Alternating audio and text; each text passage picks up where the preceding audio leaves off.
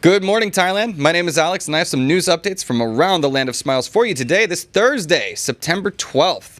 Now, today we'll be talking about updates regarding the Red Bull Air trial, prime ministerial hand gestures, and a little later we'll be talking about the devastating toll the Typhoon Yagi has had on Vietnam and the wider region. But first things first, we'll talk about the toll it's taking on Thailand. Now, floods in northern Thailand leave 2 dead and hundreds stranded.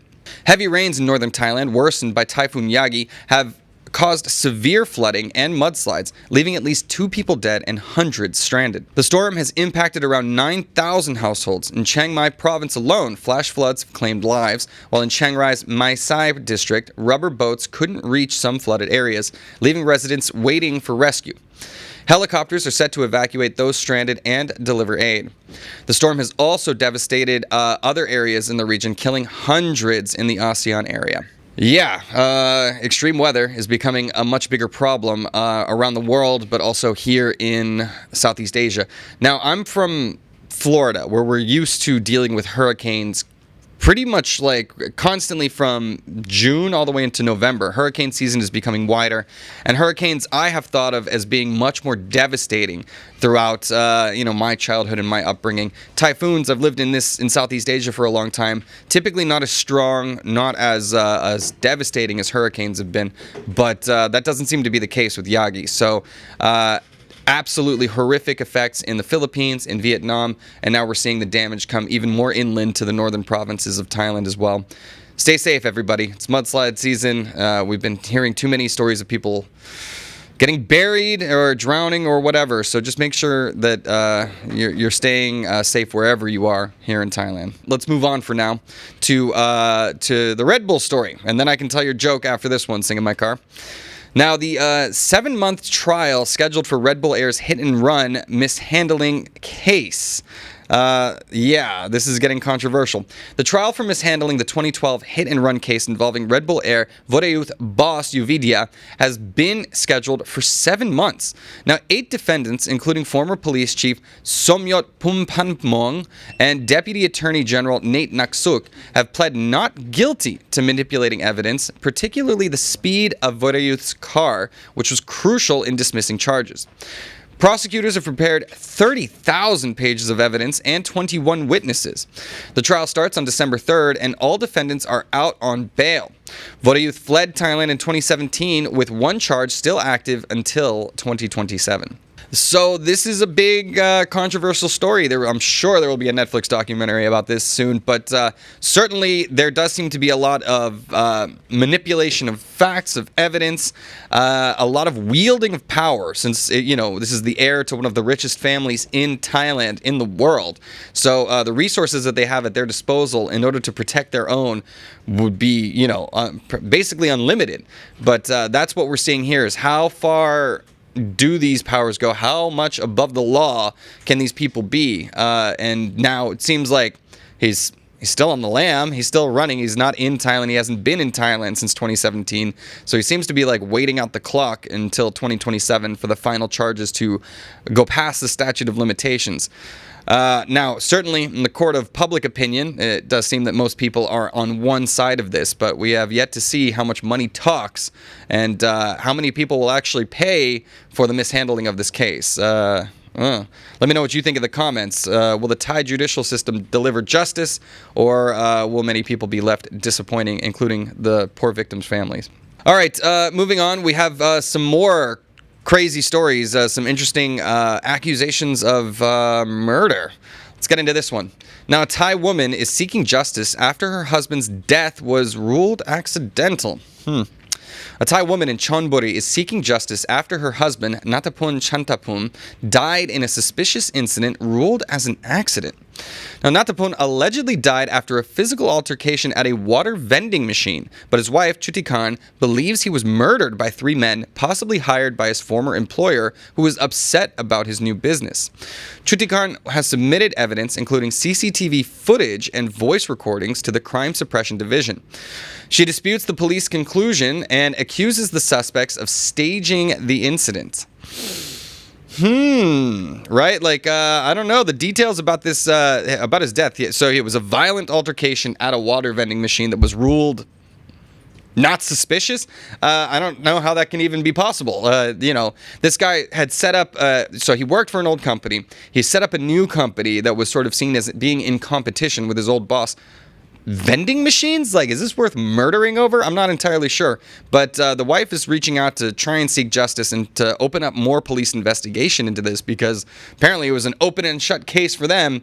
It kind of sucks when people have to turn to, public media channels in order to draw more attention because the police who are expected to be the ones delivering justice, well, sometimes they need a spotlight shined on them in order to light a fire up under their butts for this. Unclear, though, what kind of influence the former business owner had, why he would be motivated in such an industry that surely has tons of competition anyways. Poor woman. Hopefully that they can get to the bottom of this, at least get the answers. If it really was accidental or something like that, at least we can get some clearer answers as to what the hell happened. Because right now the explanations are, they're just not doing it for her and for the wider public. So we'll see what the investigation turns up and if the old boss will really be in the hot seat. All right. Now, I know many of you guys have some Thai wives.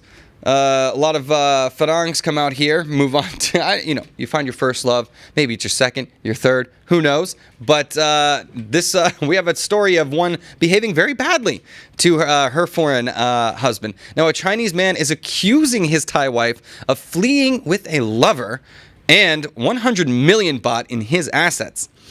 That's right, a Chinese man named Ken is seeking justice after his Thai wife left him, taking over 100 million baht in assets. Ken, who has a 2-year-old son with his wife, discovered that she had been taking valuables and money during his trips to China. She eventually asked for a divorce under the guise of running for parliament, saying that her marriage to a foreigner would not be suitable for a political career. Now, Ken later found out that she had a secret lover who claimed to be her husband and owner of their home. Ken plans to file a theft complaint with the help of a lawyer to reclaim his lost assets. This poor guy, every time he would go back to China, he would come back and he'd be like, "Hey wife, why is my stuff missing?" Like all of a sudden, like stuff was disappearing around the house, stuff of value, art pieces, things like that. And then all of a sudden she's like, "You know what? Actually, I need a divorce." "What? You don't love me anymore?" No. I'm running for office now. And by the way, I'm going to need a lot of money to run that political campaign. All suspicious, really sucks. They have a child together. And now, of course, there's someone else in her life as well. So her story hasn't added up at all. This poor guy doesn't really have much in the way of Thai friends. So he was reaching out to these outreach groups that are advocating for him because 100 million baht, it's no small sum, and she just seems to have made off with it all at this point, and he seems to be, up the creek without a paddle. So, yeah, what are your thoughts on this? Like, when this is one of the things that kind of sucks when marriage is transactional and down to the money, then how can you really trust the partner that you are with, and that greed will not take over and supplant the love that is supposedly there? My heart goes out to this man and his child. Now, we'll see what actions the wife will take to either correct this or if more legal proceedings will have to take place. Let's move on to a funny one, shall we? Now, heading into politics, this is a weird story, and I'm going to throw this up here in solidarity with the Prime Minister. Now, the Thai PM is facing an ethics probe over this hand gesture. That's right, Thai Prime Minister Paetongtarn Shinawatra faces an ethics investigation for making a mini heart gesture while in her civil service uniform. Tisk tisk. Serial petitioner Rongkrai Likitawatana claims this act violated constitutional sections related to ethics and dignity.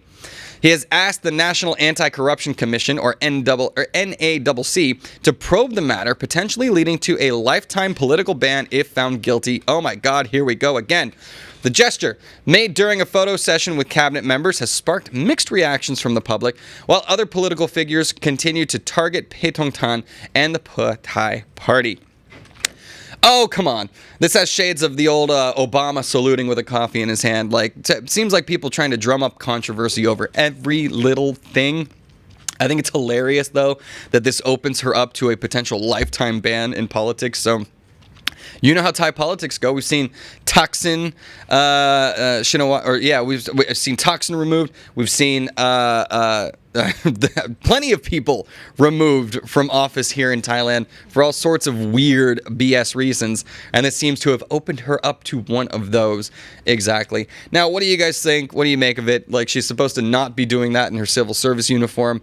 She's new to politics. 38 years old. She's just entered. She's not supposed to know all the rules. Is this something that people should really care about? Please let me know your thoughts in the comment. All right. Anyways, moving on to a better story, a happier story, a horrific story. The classic Thai horror film Shudder is returning to theaters in 4K. That's right, the Thai horror classic Shudder is returning in a 4K remastered version to celebrate its 20th anniversary. Directed by Banjung Pisinat Thanakun and Pakpum Wongpum, the film, released in 2004, became a global hit for its unique use of photography to amplify supernatural horror.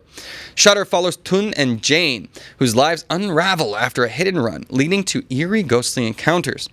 Known for its shocking twist, spoiler alert. The ghost has been haunting Tun by clinging to his back. Shudder remains a standout in the genre. The directors kept the film's original raw quality despite modern advances in technology. Now, I was introduced to this film by the whitewashing, whiteifying of it, the Hollywood version, which kind of sucks. It's not very good. I can't remember. Who is it? I think it's Josh Hartnett. Remind me in the comments, everybody, who was in that remake version of it. But the original Thai version is kind of the movie that put Thai cinema on the map for international audiences, right? Like, if it gains enough attention to get that Hollywood remake treatment, you know you've done something right. Whether the Hollywood treatment improves upon or bastardizes what was originally created, that's a bit of a dice roll. For me, I'm a big fan of The Grudge, The Ring, the American remakes, but in terms of this one, not so good. So if you are a fan of horror, definitely go check this out. I will be checking it out because I missed out on the hype the first time around, so I'm excited to see it come back for its 20th anniversary. Congratulations to the directors, and it's spooky season. We're heading into October. It's about time we get that. Anyways, let's move on, guys. That's it for our Thailand section of the news. We are heading into the ASEAN section, where I have, unfortunately, some real-life horror stories that we're going to be talking about. And the first one is, of course, taking us to the home of horror in Southeast Asia, Indonesia. Now, we're going to be talking about sex tourism, unfortunately. Now, sex tourism in Indonesia exploits temporary marriage loopholes. So, in Indonesia's Puncak region, nikah muta, or temporary Islamic marriages, have become an economic lifeline for women. One woman, Kahaya, entered her first such marriage at 17, earning a fraction of the dowry. These marriages, often arranged by brokers, provide financial relief in poverty-stricken areas, but are illegal under Indonesian law. Despite the legal risks, the practice thrives, drawing Middle Eastern tourists. Many women feel trapped, unable to escape due to economic hardship, with little legal protection or government intervention. Kahaya, like others, continues to rely on these marriages despite the emotional toll. Now, she has said she is estimated to have been in more than 20 of these marriages so far. So yes, this seems like a loophole, right? Like some weird loophole in Islamic law. Now, it's still not legal in Indonesian law, but according to Sharia, these temporary marriages are basically like, it's sex tourism. These guys can come, they can get married temporarily, give a portion of the dowry, and then the marriage contract is fulfilled. And when they leave the country, they forget about everything. So, of course, the women that turn to sex tourism or the sex industry for work are typically in more desperate situations, lacking support. And therefore, because this is all illegal, there's no real legal protections for them. So who knows what kind of danger they're putting themselves in order to, get this economic lifeline. A weird story, and it's going to be interesting to see how the Indonesian government responds, because right now there isn't much of a response, and that's allowed this practice to sort of thrive and become a major draw for tourists, particularly Muslim ones from the Middle East, who are coming and it's so funny to me the way like ultra religious people will find these ethical loopholes that allow them to do the very despicable things that their religion is trying to tell them not to do. So shame to go around. Heart goes out to these poor women stuck in this situation. And hopefully, I don't know, we got to just legalize it, okay? Like the countries where they legalize sex work, the sex workers are happier, the customers are happier. It's just safer for everybody involved. And just to pretend that, based on some religious morality or something like that, that this isn't happening or that this shouldn't happen is just naive at this point. It's 2024, people. Let's get over it. People like sex. All right, we're not done with Typhoon Yagi yet. We got to talk about its toll on the wider region. Now, Typhoon Yagi has left over 140 dead in Vietnam and threatens Hanoi with floods. Typhoon Yagi has devastated northern Vietnam, leaving at least 143 people dead and forcing thousands of residents near Hanoi's Red River to evacuate due to rising floodwaters. The storm caused landslides, including one that buried an entire village in Lao Cai province, killing 16 people. Schools in Hanoi have closed and homes near the river have been submerged. The typhoon also damaged factories, disrupting supply chains. Yagi, the most powerful typhoon in Asia this year, previously struck China and the Philippines, contributing to 24 additional deaths. Climate change is intensifying typhoons in the region.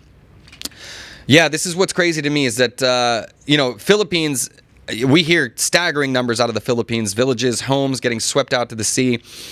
China typically doesn't get hit as hard because it's gone through the Philippines at that point, and usually the storms have weakened. But this time hitting Vietnam with incredibly devastating effect. Not something that we've typically seen in the past, and Yagi has proven to be the most powerful typhoon this year, one of the most powerful typhoons in years that we've seen here. And it just draws attention to, the increasing extremeness of the weather that is affecting not just this region, but all over the world. I would argue due to climate change. I think there's no arguing that the oceans are warming, right? That's causing to more stronger typhoons and storms coming through. Now, whether you think that's of natural course or of human intervention and activity, sure, you can decide. I'll let you decide. I feel strongly about it one way, but regardless, it's leading to more extreme weather. So we need to figure out how to prepare for these things better. We need to educate people on how to prepare better. Like I said, I'm from Florida. We're used to this. We've done this for my entire life. And even then, there's only so much you can do to prepare for these things. But most of these typhoons, as they're becoming stronger, this region is woefully unprepared.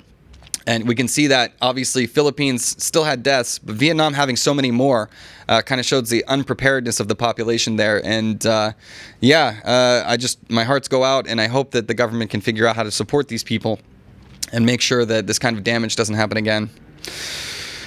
Anyways, we're moving on to our last story, guys. And this is another interesting story of morality and wrongdoing. Now we're heading over to the Philippines. Philippine police have uncovered more allegations against a celebrity preacher named Apollo Quiboloy. Philippine police have uncovered new sexual abuse allegations against celebrity preacher Apollo Quiboloy, revealing a disturbing pattern of crimes.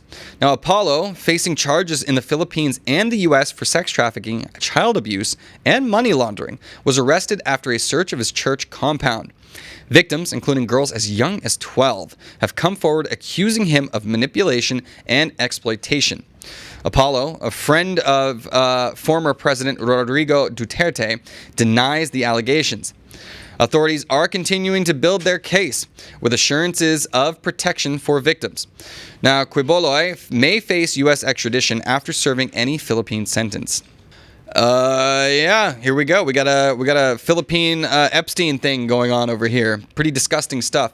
Now, especially when it's tied up with religion. This guy was running a church compound. Sounds more like a cult, especially grooming girls as young as 12 years old and having multiple people come out with these accusations telling the same stories. Pretty damning evidence against the guy. We'll see how this plays out in court as they build their case against him. But how many times? This is not the first time we've seen this. Rich guy involved with money laundering abuses his power for sexual exploitation. Feels like a tale as old as time. Certainly not something we're a stranger to in the West, and now in the Philippines, especially with, I don't know, hiding behind the facade of religion makes this one particularly egregious because people put their faith in you. It's the whole idea. Faith, trust. You know what to do. You know the right thing. We listen to you. Until all of a sudden, the abuse starts, the crimes begin, and people like this can feel like they are above the law. So I'll be curious to see how this plays out in the courts. He has friends in high places. Former President Rodrigo Duterte, who has not exactly left the realm of politics in the Philippines, but we'll see. That guy's not in power right now. We have Marcos Jr. in power, who is squarely opposed to this kind of behavior. Time will tell, but I'll keep you posted on that one as we move forward on it. Not Elon Musk pretends to be shocked. Shocked Pikachu. Oh, God. Yeah, definitely nothing new, says Tech Symbol. That is... unfortunately, a very, very common tale around the world. But what's not so common is seeing them actually face some consequences. So hopefully the justice system will play out and something will be done, especially to prevent anybody from thinking they can get away with this kind of stuff in the future. Anyways, guys, that'll do it. Please go to Thaiger.com and like, subscribe, join us on Instagram, TikTok. You'll see different kinds of content over there. Go to Thaiger.com for more news updates throughout the day. You can always go to ASEANnow.com if you want to continue the conversation. Love you guys in the live chat here every morning with me. It's so fun to have you joining me every day. And you can continue the conversation over on ASEAN Now and see what other expats in the area, and of course locals as well, are talking about what's going on in Thailand and the greater region. Now, I will be gone. I'll be gone tomorrow. I'll be gone Monday. I'm off to Taiwan. Wish me luck. And all of you, have a wonderful weekend. Jay will be with you, and I will see you next Tuesday. Yes, C words. Sorry about that. All right. Have a good day, everybody. Bye-bye.